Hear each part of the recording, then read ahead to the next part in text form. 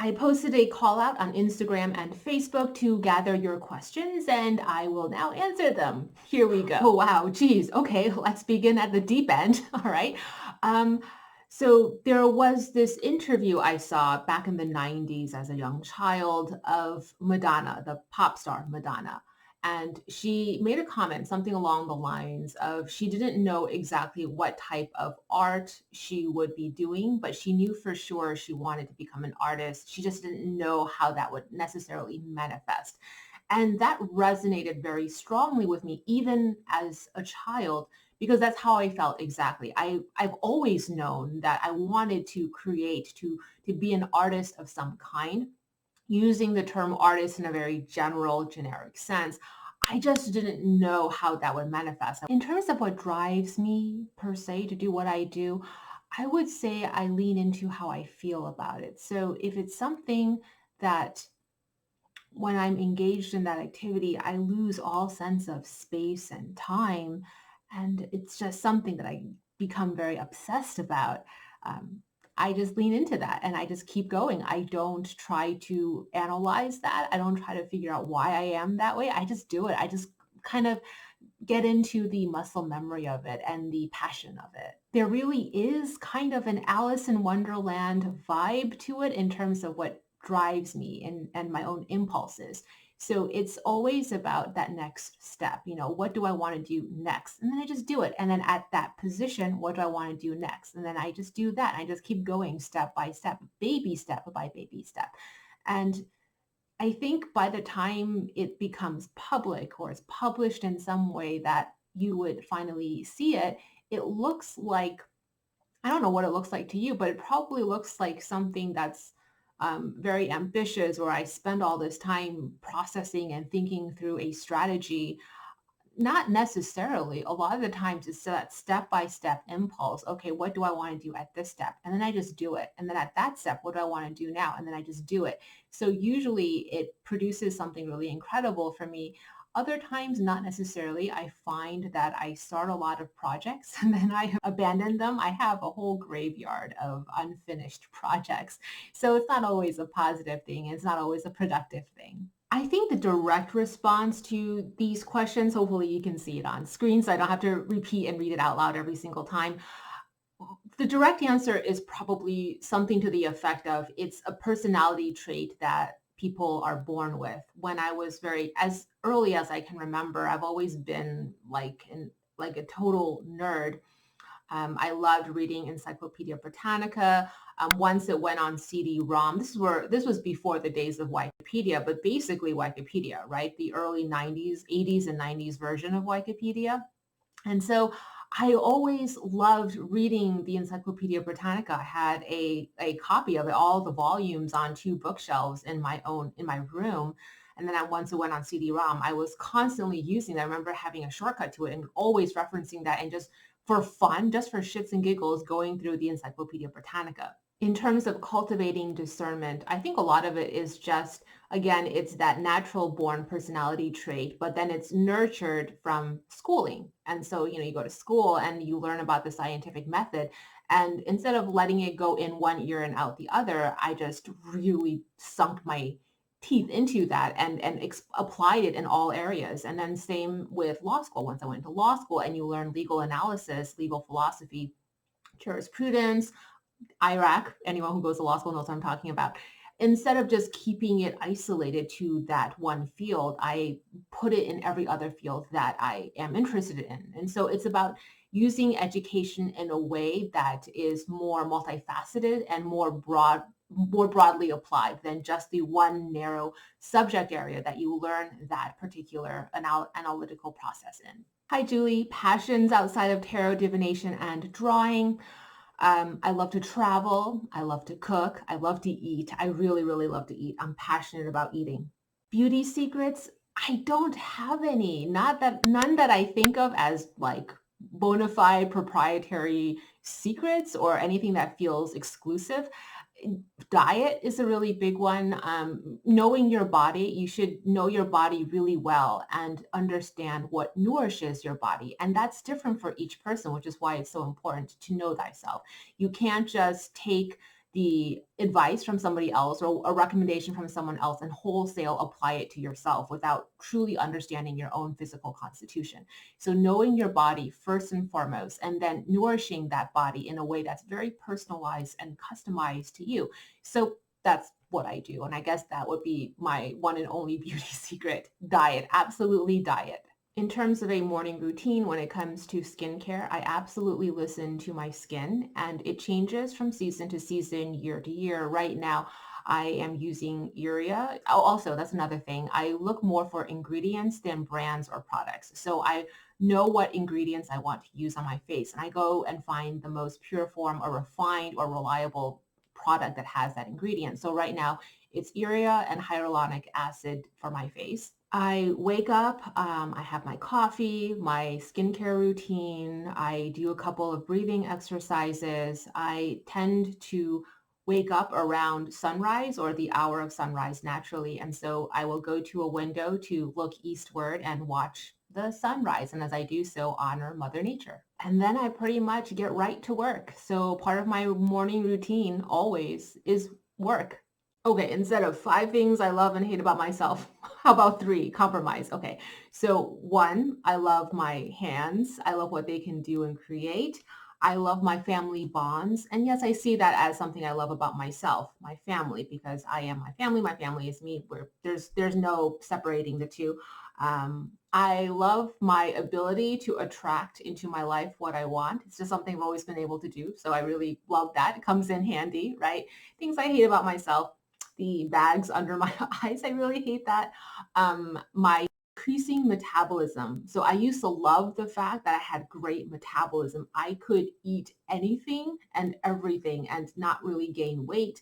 Not true anymore. I have to really, really be mindful of what I eat if I want to maintain my body size.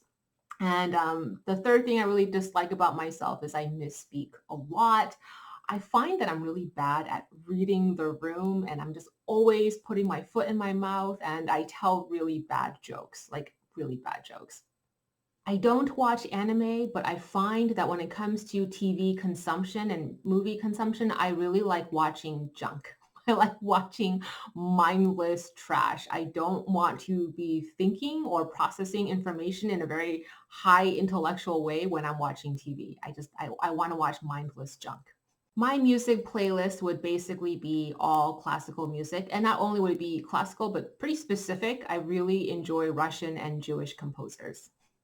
I am not that into the whole human design situation thing, but to answer this question, I took 3 different tests and 2 said I was a projector. One of them is based on your date, time of birth, so kind of like a birth chart thing. And the third said I was a generator. So 2 said projector, 1 said generator. Take of that what you will.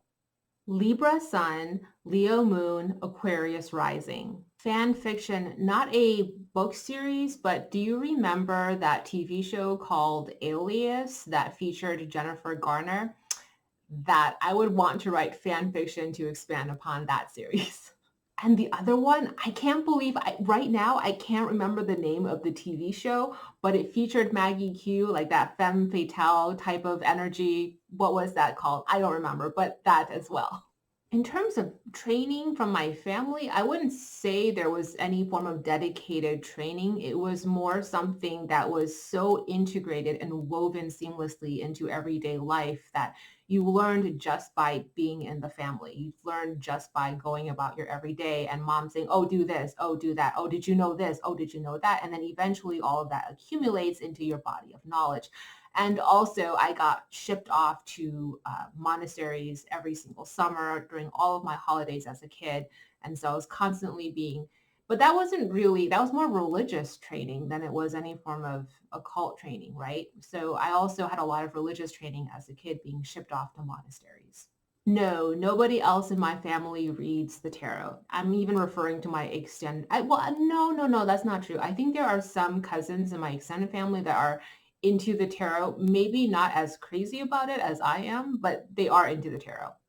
I don't necessarily make intentional connections between tarot cards and my garden, but I do in terms of metaphysical properties I want in my life, or ingredients that I commonly use, my go-to ingredients for spell crafting or traditional Chinese medicine, and what I want to grow in my orchard and backyard. What drives or compels me to know? One of the jokes that I have with my husband James, or that he's constantly saying, is, those horror movies, the person that hears a bump and goes to explore it and dies first? Yeah, that's me. I'm going to be the one who dies first because I hear a bump in the night and I go and explore. I'm the one who makes bad decisions. I make very bad decisions just because I need to know what the heck is going on. So what drives me is to know. I want to know. When I was little, I think I knew I was supposed to want to be either a doctor or a lawyer, Asian, right? So because of that, I knew the answer was supposed to be one of those two options. And between the two options, because I enjoyed writing, uh, I just chose lawyer. And so there's that aspect of it. So from a very young age, I did actually want to be a lawyer. As early as age 9, I knew that. And I have a couple of stories I've told over the years about that as well, why I wanted to be a lawyer. It was seeing the injustices that my parents and immigrant families experienced, and the language barrier, and how they didn't really have qualified advocates, and wanting to be an advocate for my community. But I also really wanted to be an artist. So if I thought about what I personally wanted, and all social pressures aside, I've always wanted to be an artist. No, I haven't played the violin in years and years and years. It's actually really sad that I haven't played it. And right now I can't play my violin because I need a new bridge. My bridge is all wonky, like it's like this. And so I have to buy a new bridge. I think I actually need to buy new strings. There's all of these things that I actually need to buy before I can play my violin right now. And so, and I've been lazy, so I haven't been able to get to a music store to buy any of these things. And so I haven't played in a while, sadly. I don't necessarily find it difficult to reconcile my spiritual practice with my day job. So one, when it comes to making calls, right, like making decisions or doing the actual work, of course, in my own head, I integrate a lot of that, the psychic intuition, the creative intuition, but I don't tell people that. I find a way to give a legal reasoning for the decision that I make, even though it's coming from a place of intuition or psychic ability. I still will always give a legal analysis of whatever it is that I've said. And then beyond that, in terms of interactions, I just keep it compartmentalized and separate.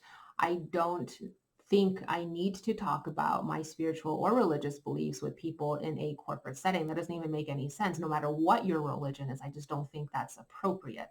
A lot of questions came in about my time management and work-life balance. So I'm going to try to just summarize all of them in one. First, my childhood upbringing has to be acknowledged.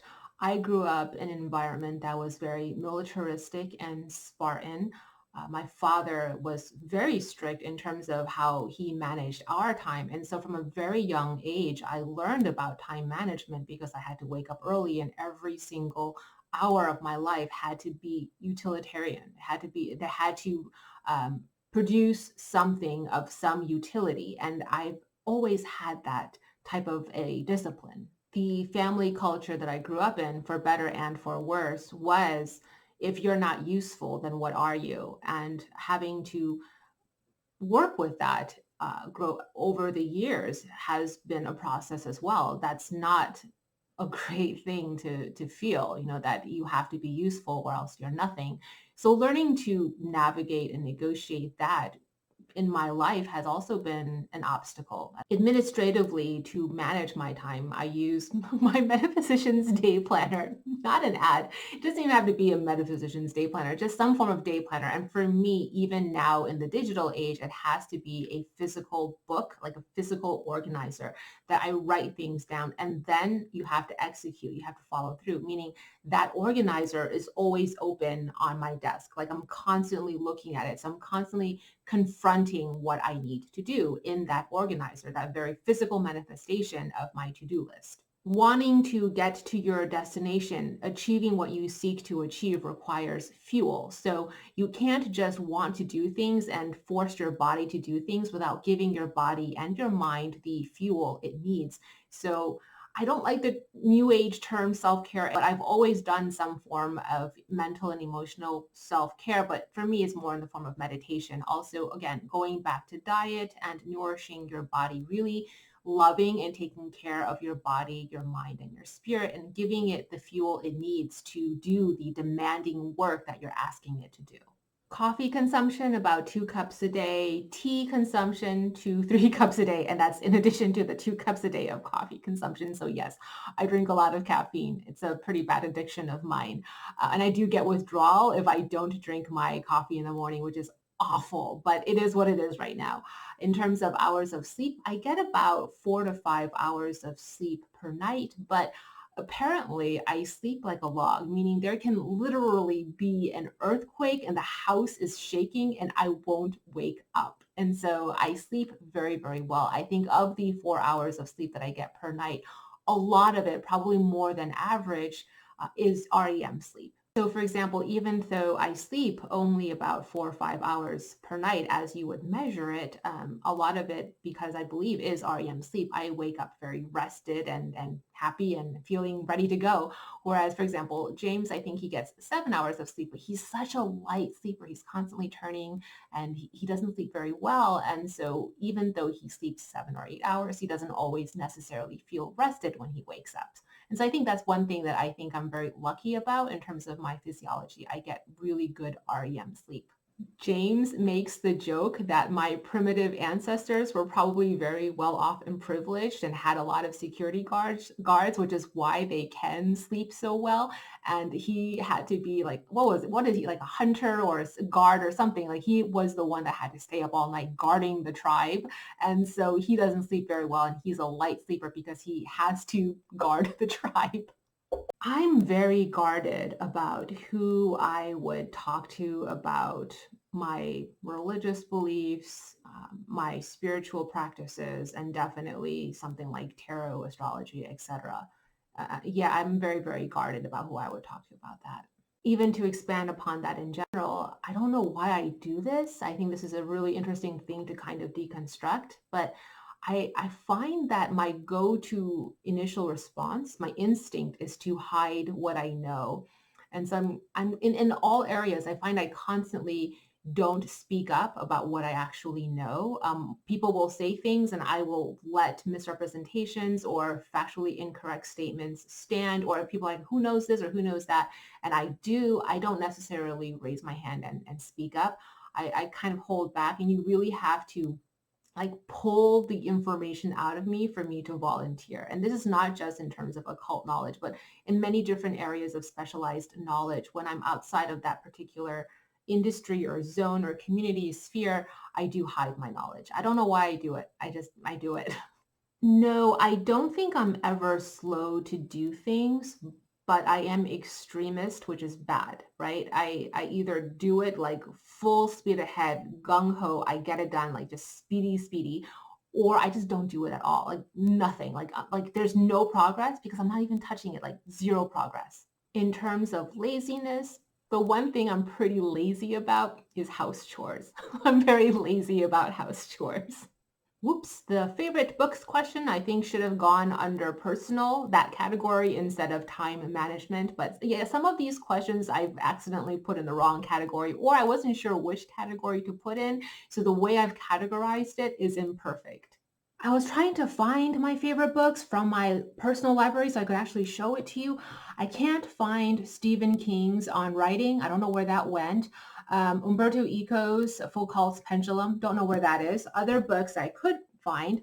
This is a translation though. It's The Taste of Apples by Huang Chunming. This is a really good book of short stories. I really love this one. Selected Poems by Edwin Arlington Robinson. I love his poetry so much.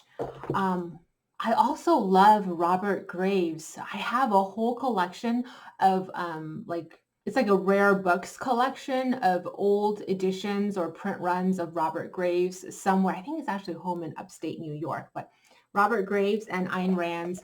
I know Ayn Rand is a very controversial figure in terms of people read into your politics based on whether or not you like Ayn Rand. Please don't do that here. I just very objectively enjoy her writings on writing. And so The Art of Fiction is just a really good book on writing. Translations of the Tibetan Book of the Dead. It's just a really fun read as well. I don't know if fun read is the right term, but yeah, it's a really fun read. And also love the Upanishads, of course. And I think I will also tuck the category miscellany into this video. My personal thoughts on expanding the number of Supreme Court justices. Okay, so in terms of my own study of legal philosophy and then the constitutional jurisprudence I've developed for myself, I would say my personal opinion is I'm against it. But then at the same time, I think if you are in a position of political influence, then you have to consider the current social and economic climate and the political climate of the state that the Supreme Court is going to be governing over. And think about the implications of keeping the number of Supreme Court justices as is versus expansion. And you really need to do a deep dive legal analysis of the situation before you arrive at any conclusions, which I absolutely have not done because I don't have to. This is not my decision to make, nor do I feel compelled to add my opinion into the mix to have my opinion influence how this goes. I just want my opinion to stay within the private, uninfluential confines of my own mind and my own world. And so that's a very important distinction to make. I have my personal opinions, and at the same time, quite quickly will caveat that with, I don't think my opinion should influence how things go in the world. My favorite Greek myth, would probably be the story of Athena, Medusa, and Poseidon. Not because it's a feel-good, happy story, but I just feel like there's a lot to deep dive and unearth in there in terms of human nature. I know it's a story about gods and goddesses, but I feel like there's a lot I can learn about society and my place in society, injustices, and how to navigate injustices. And so that's why that's my favorite. Okay, that final question about my favorite contemporary artists. I want to talk about two of them. There's a lot of contemporary artists who are my friends that I'm just not going to mention because then I'm going to leave somebody out and I'm going to get in trouble. So I'm just going to talk about two of my favorite artists that are living and that I absolutely admire. And they're a little bit different from my own style, which I think will be interesting, right? So the first is Guo Yuping. She's a Taiwanese contemporary artist. She does a lot of political art, which I really love. She talks a lot about Taiwanese identity. Her art style is more, I guess, abstract, expressionist, figurative, or very high concept postmodern art. Let's see if I can show you on screen. As you can see, she also does a lot of goddess work. I think this is a form of performance art. She does a lot of performance art and installations as well, which I think is really, really cool. I don't think I saved to show any of her more recent works, but she's been doing a lot of portraits and expressionist abstract portraits of goddesses and the divine feminine and feminist expressions, which I really, really love. The second artist I want to share is Leng Jun. He's a photorealistic painter from Sichuan, China, a mainland Chinese artist. He does both ink brush calligraphy, ink brush painting in a very traditional Chinese style, which I think is really cool. But he also does hyperrealism. So he's a photorealistic painter. If you look at that, look at what you see on screen. This is a painting, but if you zoom in, like, it's amazing. This looks like a photograph, but it's paint. It's oil on canvas. I just think that's just so cool. Here's some more of his work. Like the bamboo, that looks like a photograph of bamboo shoots, but it's not. It's oil on canvas, which again, just amazing. And that's Leng Jun. So I really love his work. He does really cool traditional ink brush art, traditional Chinese calligraphy, but then again, he does this hyperrealism that is just so phenomenal. All right, so that was me answering your questions under the categories personal, time management, and miscellany. More to come.